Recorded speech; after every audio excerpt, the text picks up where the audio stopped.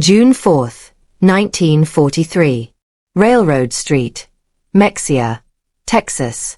The pencil trembled slightly as Unificia Vera Burkhart wrote in his hidden diary, recording words that would have earned him solitary confinement if discovered by his own officers.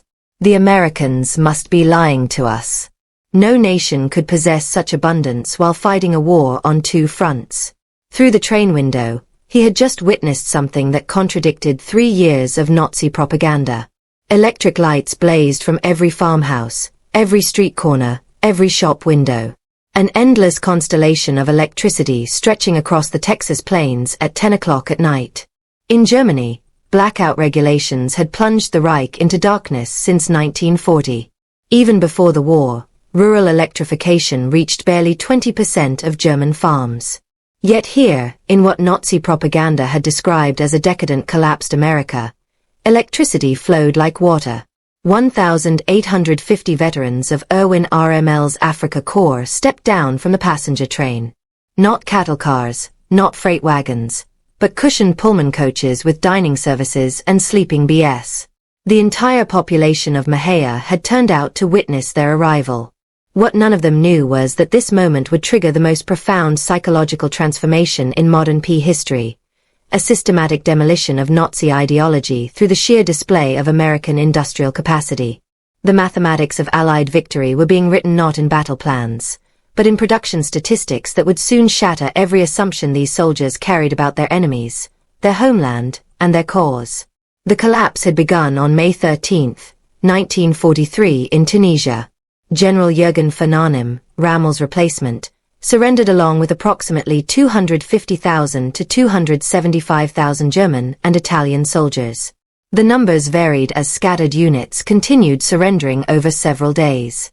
The Wehrmacht's most experienced desert fighters, men who had driven the British back to Egypt, who had earned the grudging respect of Montgomery himself, were suddenly prisoners. Among them was Headman Friedrich Radke, holder of the Iron Cross First Class, veteran of the France campaign, wounded twice in North Africa. His diary, discovered decades later in the National Archives, would provide historians with the most detailed account of the psychological impact of American captivity on German soldiers. The journey from defeat to revelation began in the port of Oran, Algeria. As Radke and 30,000 other PS waited in makeshift camps for transport ships, American efficiency was already beginning to crack their preconceptions. The U.S. Army processed thousands of prisoners daily with an organizational precision that exceeded anything the Wehrmacht had achieved even at the height of its power. Identity cards photographed and filed. Medical examinations completed. Inoculations administered. Geneva Convention rights explained in fluent German by American officers who had been trained specifically for this moment. But the first real shock came with the food. Oberreiter Hans Muir, captured with the 21st Panzer Division, wrote to his mother 8 months later. In the cage at Oran, while we waited for ships, the Americans fed us better than we had eaten in 6 months of desert warfare. White bread, real coffee, meat twice a day. We thought it was propaganda, that they were trying to impress us. We didn't realize this was their standard military ration. The Liberty ships that would carry them across the Atlantic were themselves monuments to American industrial capacity. The SS Robert E. Peary had been built in 4 days, 15 hours, and 29 minutes at Kaiser Shipyards in Richmond, California. A fact that would have been dismissed as impossible propaganda if the Germans had known it. These vessels, produced at a rate of 3 per day at the peak of production, were returning from delivering supplies to the European theater. Rather than sail back empty, they carried human cargo up to 30,000 PSWs per month by summer 1943. The 2-week Atlantic crossing in July 1943 provided the second phase of psychological demolition. Feld Kurt Zimmermann of the 90th Light Division kept a detailed account that survived in letters to his family after repatriation. The ship's crew, he noted, disposed of more food waste each day than his entire company had received in weekly rations during the final months in Africa. The American sailors threw away half-eaten steaks, whole loaves of bread, gallons of milk that had sat too long, Zimmermann wrote. They did this openly without thought, not to mock us, but because to them this waste meant nothing.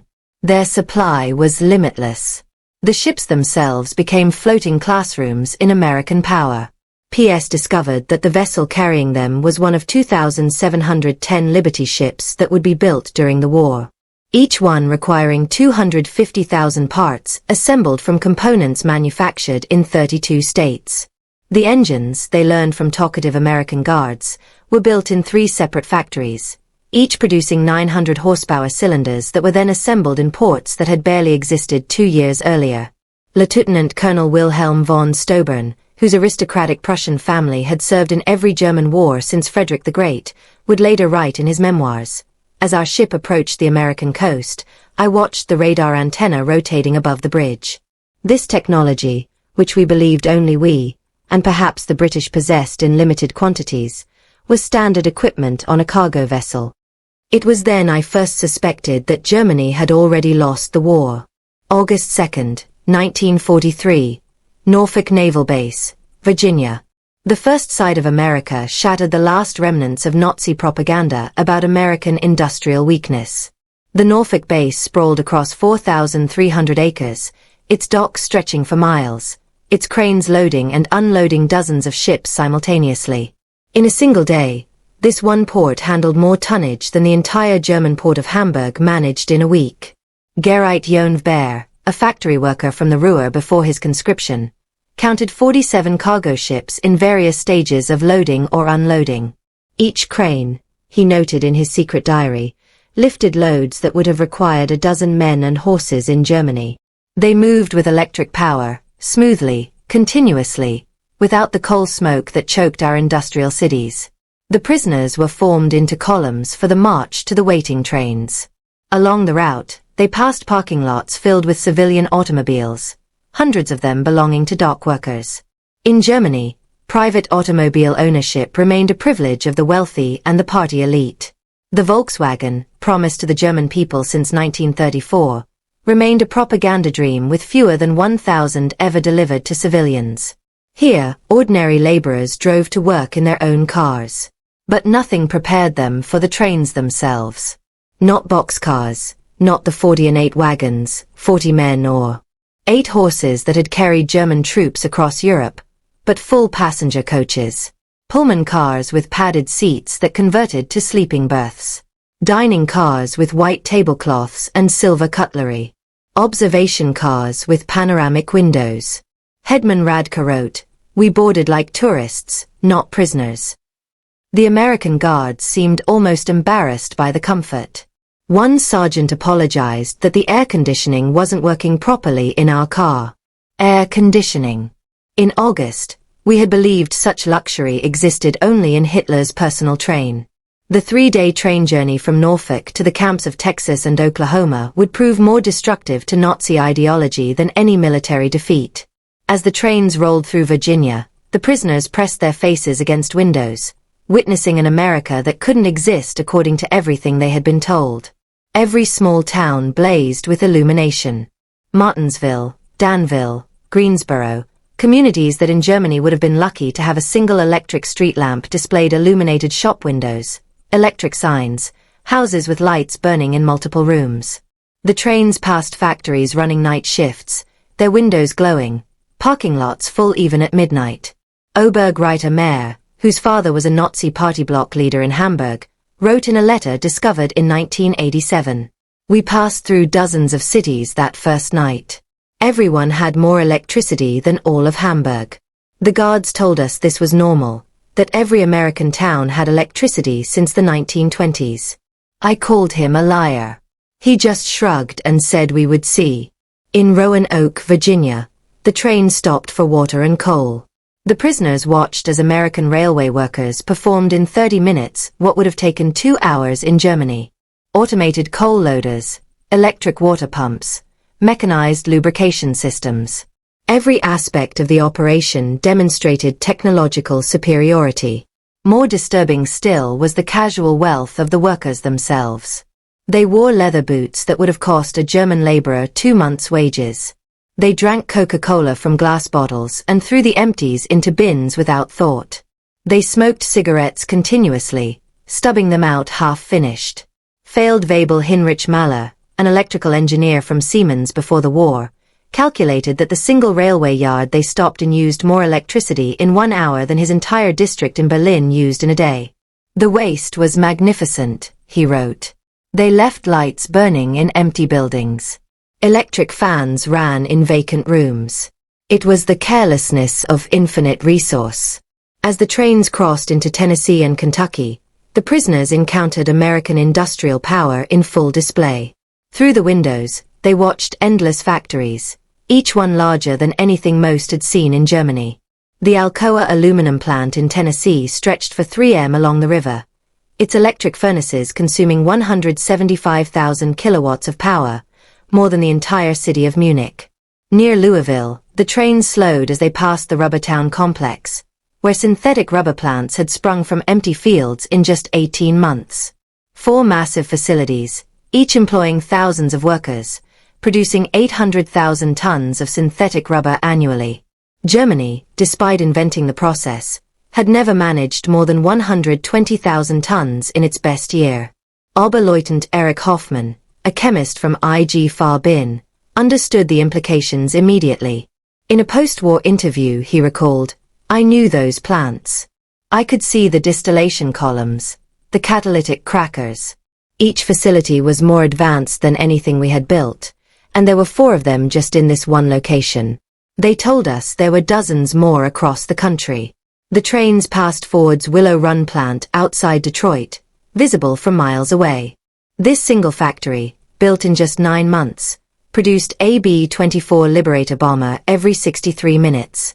At peak production, 42,000 workers assembled bombers from 1,550,000 parts manufactured by 1,500 subcontractors. The plant consumed 2.5 million square feet of floor space and used more electricity than the entire German city of Cologne. Hutman Verli, a Luftwaffe pilot shot down over Tunisia, pressed his face against the window as they passed. He counted 17 B-24s in various stages of completion visible from the train.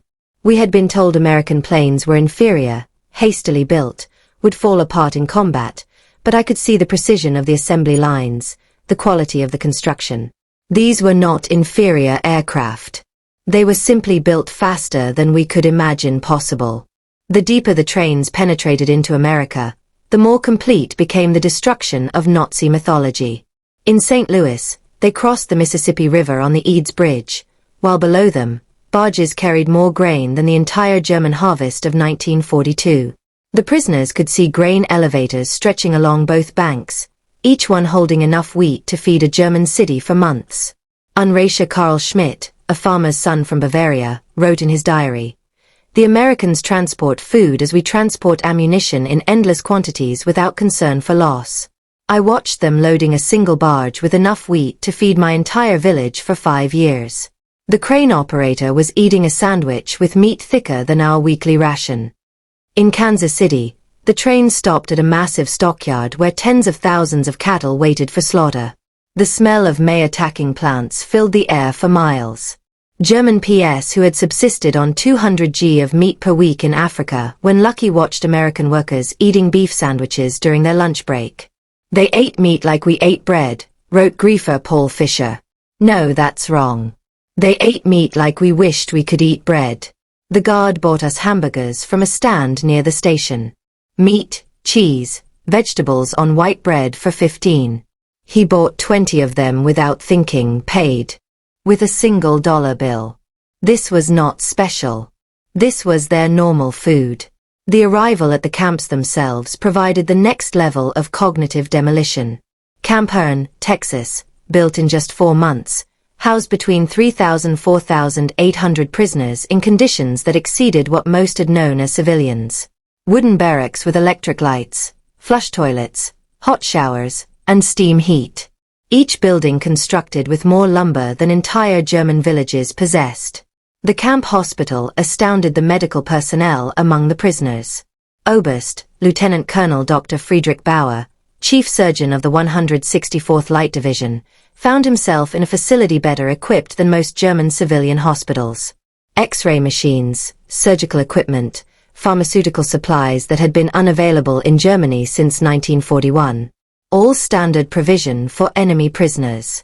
They had penicillin, Dr. Bauer would later testify, this miracle drug that we had only heard rumors about. They used it freely, even on prisoners with minor infections. German soldiers were dying for want of basic sulfur drugs, and the Americans were giving us their most advanced medicine without hesitation. The camp kitchen became another classroom in American prosperity. Prisoners assigned to cooking duties discovered walk-in refrigerators, electric mixers, automated dishwashers, and gas ranges that could prepare meals for 5,000 men. The daily ration included fresh milk, eggs, meat, vegetables, and white bread, quantities that German civilians hadn't seen since 1939. Feldwebel Otto Krebs, a former hotel chef from Munich, wrote, "Today, we threw away more food than my family has seen in 3 years. Not spoiled food, simply excess.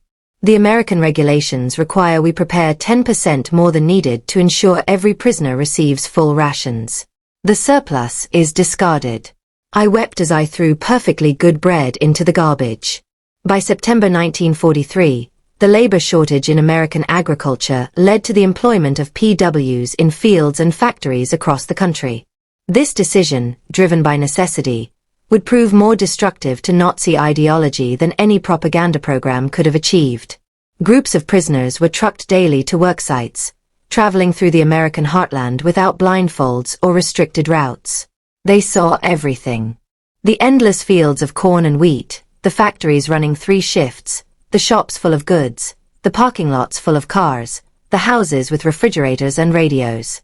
At a cotton gin outside Houston, Unratio Herbert Lang watched a single machine process more cotton in 1 hour than his entire village could have handled in a month using traditional methods. The gin was powered by electricity from the Colorado River Authority, part of a rural electrification program that had brought power to 90% of Texas farms by 1943. The farmer who owned the gin was nobody special, Lang recorded. Not aristocracy, not a party member, just a farmer. Yet he had electricity, running water, a truck, a car, and a tractor.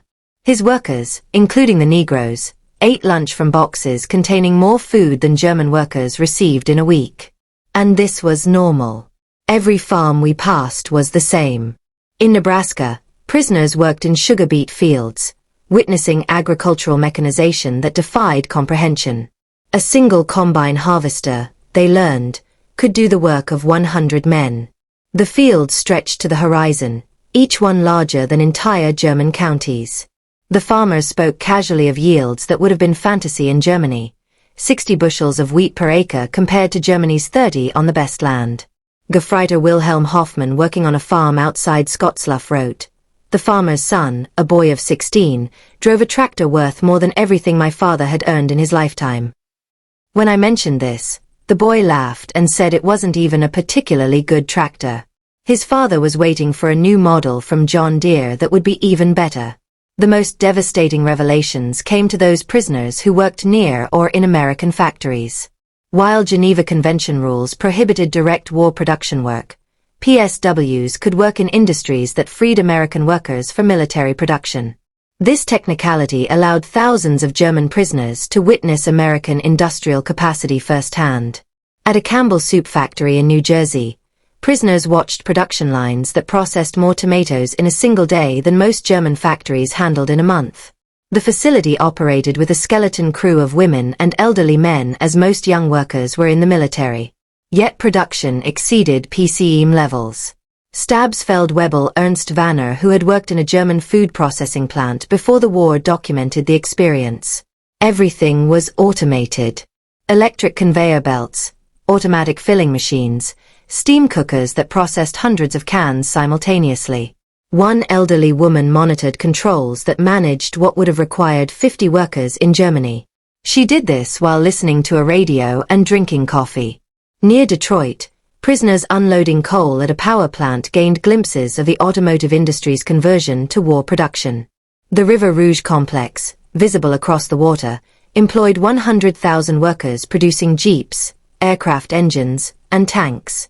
The plant consumed 1.5 million cows of electricity daily, more than the entire city of Hamburg. "We could see the parking lots," wrote Oberreiter Franz Kellner. Thousands of cars belonging to workers. Workers in Germany. Even our officers rarely owned cars. Here, factory workers drove to work. The guard told us many workers owned 2 cars, one for work, one for family use. We thought he was mocking us. By winter 1943, the cumulative impact of these observations was producing what American intelligence officers called ideological collapse syndrome among the prisoners. The Special Projects Division, the secret re-education program run by the Prost Marshal General's office, documented increasing numbers of prisoners requesting access to American newspapers, books, and educational materials. Major Paul Noëllan, a member of the monitoring team, reported in December 1943. The prisoners no longer argue when shown production statistics. They have seen too much. The most fanatical Nazis have become quiet. They still maintain loyalty to Germany, but no longer speak of victory. Many openly question what they were told about America. The camp newspapers produced by prisoners themselves began reflecting this transformation. Dear Ruth, the call published at Fort Kearny, Rhode Island, gradually shifted from defiant nationalism to discussions of democracy, economic systems, and post-war reconstruction. The editors, carefully selected anti-Nazi prisoners, found their audience increasingly receptive. Lieutenant Hermann Gutz, captured with the 10th Panzer Division, wrote in a letter that passed American censors. We were told America was a mongrel nation, weak, divided, controlled by Jews, incapable of military prowess. Every day I am here, I see the opposite. This is the most organized, unified, and powerful nation on earth. We were told fairy tales by criminals. The most devastating blow to Nazi ideology came from an unexpected source. The treatment of Italian prisoners after Italy's surrender in September 1943. Italian PS who agreed to cooperate were formed into Italian service units given better quarters, increased pay, and more freedom. German prisoners watched their former allies working alongside Americans, eating in American restaurants, some even dating American women. Headman Friedrich Schultz wrote, "The Italians betrayed us, yet they are treated better than we treated them as allies. They work freely, earn money, send packages home. The Americans show them no hatred. This democracy we were taught to despise appears more honorable than our own system." Christmas 1943 provided the most profound psychological impact. American organizations, churches, and civic groups sent 500,000 Christmas packages to German PS, enemies who had been trying to kill American soldiers months earlier. Each package contained cigarettes, candy, toiletries, and games. Local communities invited prisoners to Christmas dinners, though regulations prevented most from accepting. At Camp Hearn, Texas, the local Methodist church choir performed Christmas carols in German for the prisoners. Women from Hearn sent in homemade cookies and cakes. The Boy Scouts delivered handmade Christmas cards. This kindness toward enemies shattered the final remnants of Nazi racial theory. Oberleutnant Walter Müller, whose brother had died in the bombing of Hamburg, wrote, "They know we are their enemies. Many have sons and husbands fighting against our armies. Yet they show us Christian charity, not propaganda, but genuine kindness." What kind of people treat enemies this way? Only those absolutely certain of victory and secure in their power. The Christmas feast itself defied comprehension.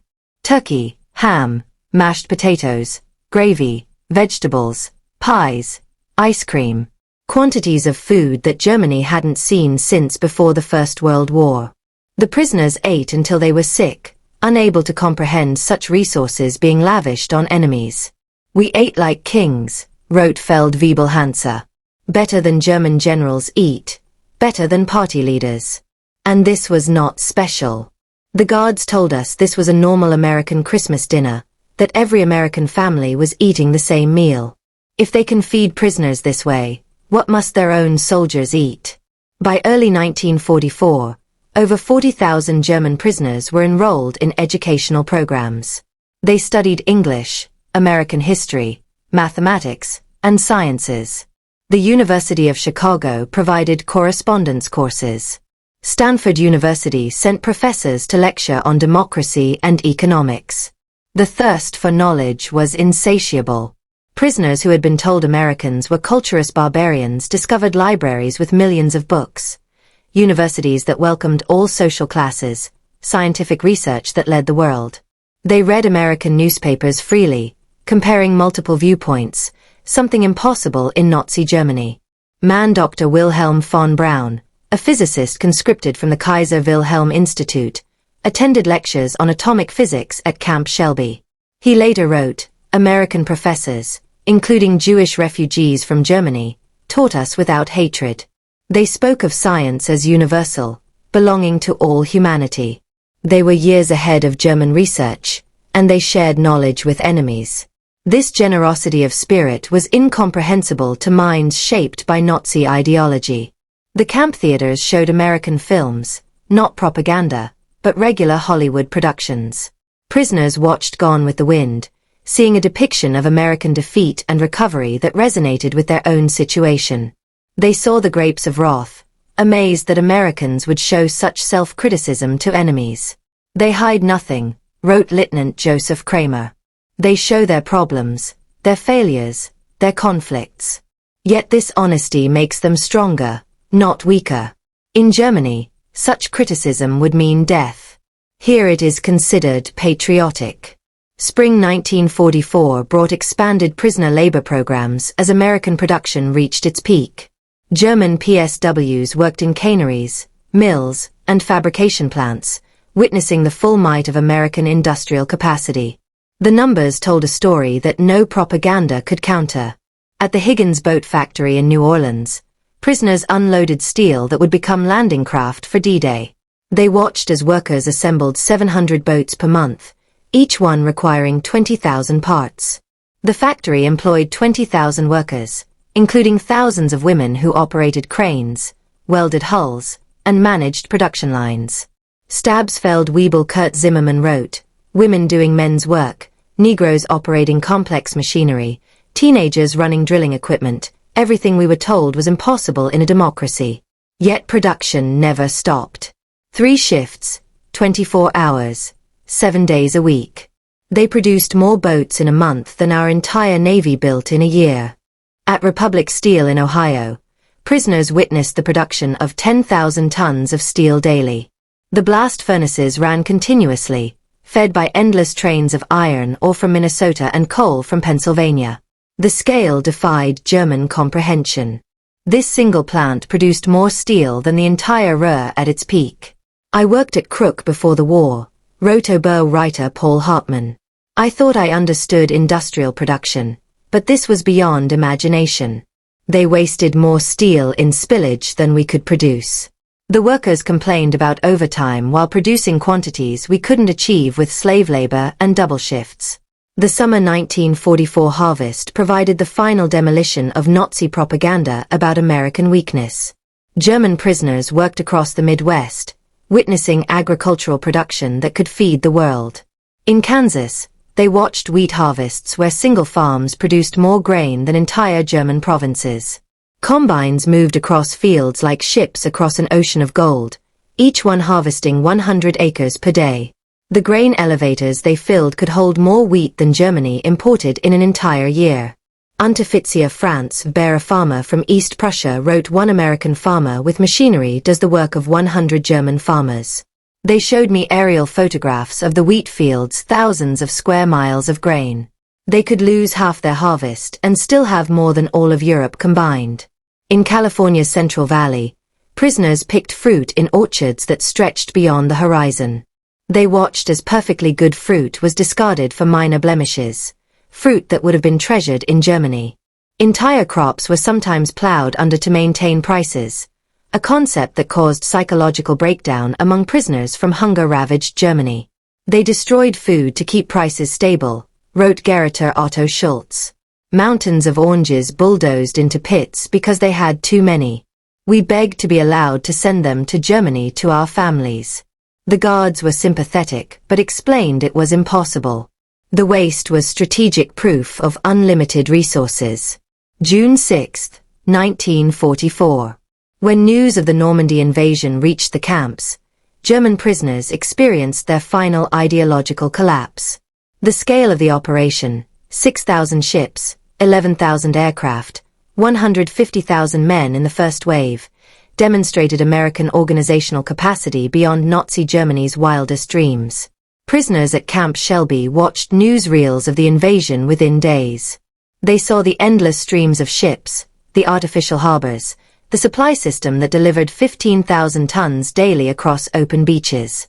They watched their homeland being crushed by the very nation they had been told was too weak to fight. Our Friedrich von Tauben wrote, "We knew then that everything was lost, not just the war, but the entire Nazi project. We had challenged the world's greatest industrial power with fairy tales and racial mythology. We sent horses against their trucks, rifles against their automatic weapons, courage against their unlimited resources." Throughout their captivity, German prisoners experienced something that challenged Nazi ideology more than any material wealth: American humanity. Despite propaganda depicting Americans as weak and sentimental, POWs discovered a people secure enough in their strength to show mercy. When Gerrit Hans Miller's son died in the Hamburg bombing, the American camp commander personally delivered the Red Cross message and offered condolences. When Lieutenant Paul Fischer's wife wrote that she was struggling to feed their children, American church groups sent food packages to her in Germany. Enemy civilians in a nation America was actively bombing. They separated the German people from the Nazi regime, wrote Headman Otto. They said they were fighting Hitler, not Germans. This distinction, which seemed like propaganda, proved genuine. They prepared us to rebuild Germany after the war, not to destroy it. The medical treatment particularly affected prisoners. German doctors worked alongside American medical staff, learning new techniques, using advanced equipment. Prisoners received operations that would have been available only to the elite in Germany. Mental health treatment virtually unknown in the Wehrmacht was provided to traumatized soldiers. Dr. Friedrich Bauer wrote, "They treated attempted suicides with counseling, not punishment. Prisoners with mental breakdowns received therapy, not beatings." This humanity toward enemies revealed a strength we never understood, the confidence of true power. By March 1945, the secret re-education program had produced remarkable results. Over 25,000 prisoners had volunteered for democracy courses. The camp newspapers published articles about constitutional government, free markets, and civil rights. Discussion groups debated Germany's future after the war. The program's success exceeded all expectations. Prisoners who had arrived as fanatical Nazis were writing essays about democratic reconstruction. Officers who had sworn oaths to Hitler were planning how to implement American agricultural methods in post-war Germany. "We became missionaries for democracy," admitted Aust Hermann Göring, no relation to the Reich Marshal, in a 1975 interview. "Not through coercion or propaganda, but through observation. We saw it work. We saw ordinary people living better than German aristocracy. We wanted that for Germany." The transformation was so complete that American authorities worried about prisoners being too enthusiastic about American ways. Some requested to stay in America after the war. Others married American women they met through prison correspondence programs. Thousands would eventually immigrate to America in the 1950s. April 1945 brought the final revelation. As American forces liberated concentration camps in Germany, the footage was shown to German PS. Many refused to believe it initially, claiming it was propaganda, but the evidence was overwhelming. Testimony from American soldiers, photographs, newsreels, and eventually letters from Germany confirming the horror. The psychological impact was devastating. Men who had maintained some pride in German honor despite military defeat now faced the complete moral collapse of their nation. Everything they had fought for was not just defeated but evil. Headman Walter Schmidt wrote the most eloquent summary. "We thought we were warriors for a great cause. We discovered we were tools of criminals. We believed we were bringing civilization to inferior peoples. We found that we were the barbarians. The Americans we called weak and decadent showed us what civilization actually meant." As the war ended in May 1945, German PSWs faced repatriation with mixed emotions. They had witnessed an America that contradicted everything they had believed. They had eaten better as prisoners than as soldiers. They had been treated with more dignity by enemies than by their own government. The last months of captivity were spent preparing for return to a destroyed Germany. American authorities provided vocational training, agricultural education, and political instruction. Prisoners learned about the Marshall Plan before it was announced, understanding that America would rebuild rather than punish Germany. They prepared us to rebuild our country, wrote Ost Friedrich von Tobin. They gave us skills, knowledge, hope. They transformed defeated soldiers into future citizens. This generosity from victors was incomprehensible to minds shaped by Nazi vindictiveness. Between 1945 and 1946, 371,683 German PS were repatriated from American camps. They returned to a Germany divided, destroyed, and destitute. But they brought with them something precious: knowledge of how a democratic industrial society functioned. The German PSWs who experienced American prosperity became unwitting agents of transformation in post-war Germany. They had seen industrial efficiency, agricultural productivity, and democratic prosperity. They knew reconstruction was possible because they had witnessed a society that had achieved it. Many former PS rose to prominence in West Germany's reconstruction. Hans Kroll, prisoner at Camp Shelby, became West German ambassador to the United States. Walter Holstein, who taught classes at Camp Co., became president of the European Commission. Rüdiger von Marr, held at Camp Herne, served as German permanent representative to the United Nations. Edward Ockerman, prisoner at Fort Robinson, became a leader in German agricultural reform. They brought American methods to German industry, American efficiency to German agriculture, and American democratic ideals to German politics. The economic miracle of the 1950s was built partly on knowledge gained in American prison camps. We learned that prosperity came from freedom, not conquest, Hans Kroll wrote in his memoirs. We saw that democracy created wealth, that diversity brought strength, that treating workers well increased production. These lessons learned as prisoners shaped the new Germany. Historians have called the German P experience in America one of the most successful re-education programs in history. Without coercion, without propaganda in the traditional sense, American industrial might and democracy converted hardened Nazis into future democratic citizens. The program succeeded because it relied not on words but on observation. Prisoners saw American society functioning at peak efficiency while treating enemies with dignity. They witnessed industrial capacity that made German production look primitive. They experienced a standard of living that exposed Nazi promises as fantasies. Dr. Arnold Kramer, the leading historian of German PS in America, concluded, America won the propaganda war not through clever messages, but through sheer reality. Every full meal, every electric light, every working toilet was an argument against Nazism. The PWS were converted by prosperity. The statistics support this assessment. Of the 371,683 German PS held in America, fewer than 1% attempted escape, with only 2,222 total attempts recorded. Post-war surveys showed that 95% rated their treatment as good or excellent. Most remarkably, thousands maintained correspondence with American families for decades after the war. In 1985, on the 40th anniversary of the war's end, surviving German PWs held a reunion in Austin, Texas. Over 500 former prisoners returned to America, many bringing their families to show them where their transformation had begun. Former Arbeiteritter Hans Weyer, who had been held at Fort Robinson, Nebraska, and later returned to become a physician in Georgetown, Maine, spoke at the reunion. Life in the camps was a vast improvement for many of us who had grown up in cold water flats in Germany. We discovered running water, central heating, and abundant food. But more than that, we discovered dignity. Former Stabsfeld Wiebel Kurt Meir, who had worked on farms in Iowa, added, "The farmers treated us not as enemies, but as young men far from home. They shared their meals, their knowledge, sometimes their homes. This humanity from people whose sons were fighting against us. This changed us forever." At the 1985 reunion dinner, former Oberst Hermann Gutz, then 78 years old, delivered the keynote address that captured the essence of the transformation. We came to America as enemies, as Nazis, as believers in a lie.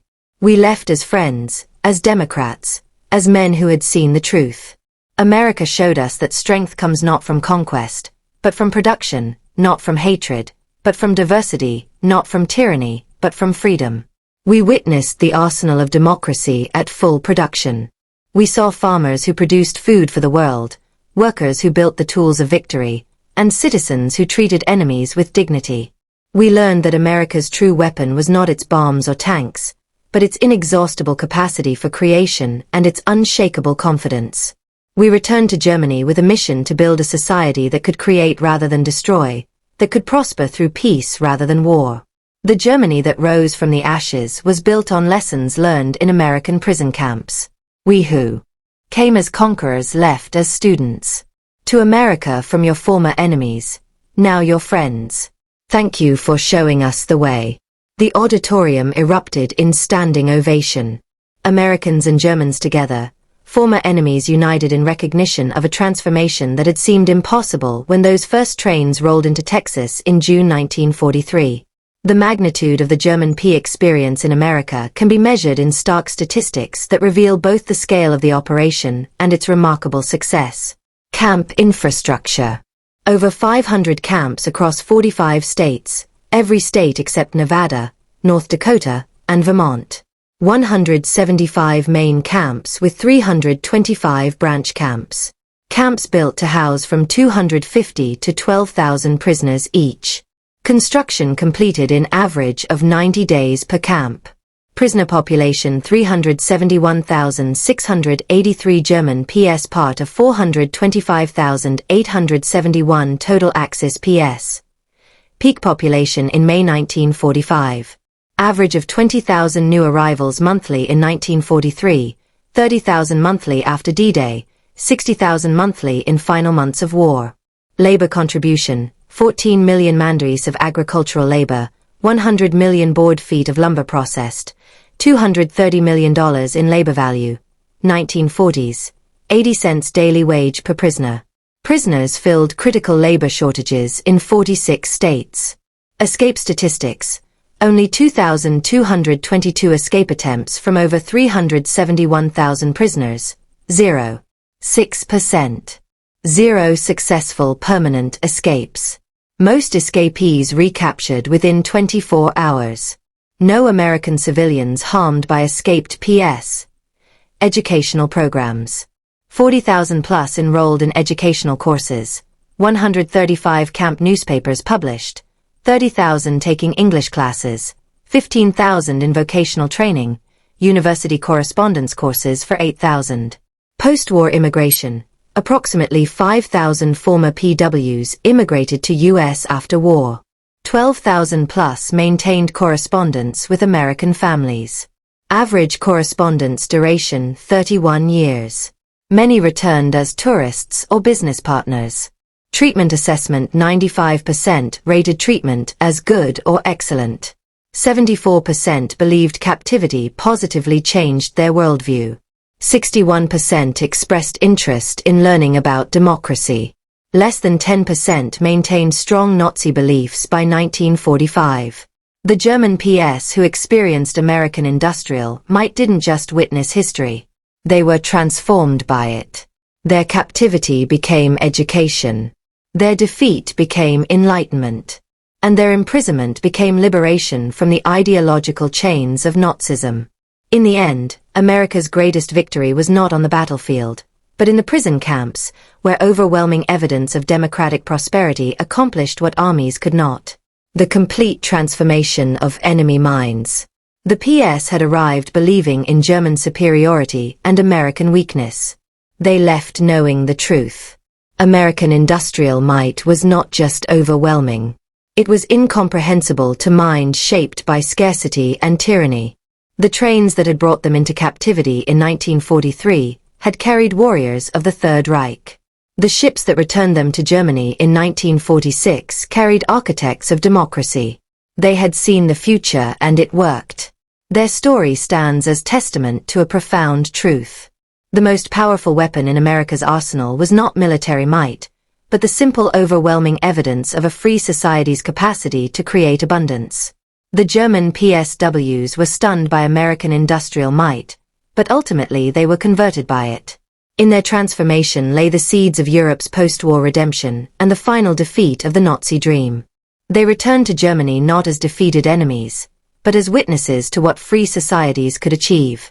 The economic miracle that transformed West Germany in the 1950s was built on foundations laid in American prison camps, where enemy soldiers learned that prosperity came not from conquest, but from freedom, not from racial superiority, but from human dignity, not from totalitarian control, but from democratic cooperation. The German PSWs had arrived in America expecting to find a weak, divided nation on the verge of collapse. Instead, they discovered an industrial colossus of unlimited power and surprising humanity. They had come as prisoners of war, but left as witnesses to the arsenal of democracy at its absolute peak. In their awe at American abundance lay the psychological seeds of the Atlantic Alliance, the Marshall Plan, and the democratic reconstruction of Germany. They had seen America, and they would never be the same. Their children would grow up in a democratic Germany allied with the United States. A partnership built on the transformation that began when 1850 Africa Corps veterans stepped off a train in Mexia, Texas, and discovered that everything they believed was wrong. The story of German PS in America is ultimately a story of redemption through revelation. It proves that sometimes the greatest victories are won not through destruction but through demonstration, not through propaganda, but through prosperity, not through hatred, but through humanity. The German soldiers who witnessed American industrial might became the unwitting ambassadors of democracy, carrying back to their homeland the seeds of transformation that would bloom into one of history's most successful reconstructions. Their journey from Nazi warriors to democratic citizens remains one of the most remarkable transformations in modern history. Accomplished not through force, but through the overwhelming evidence of what free people could achieve when they worked together.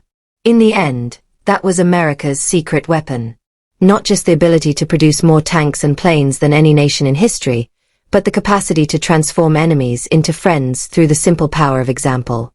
The German PSWs were stunned by America's industrial might, but more importantly, they were changed by it. And in that change lay the foundation for a better world.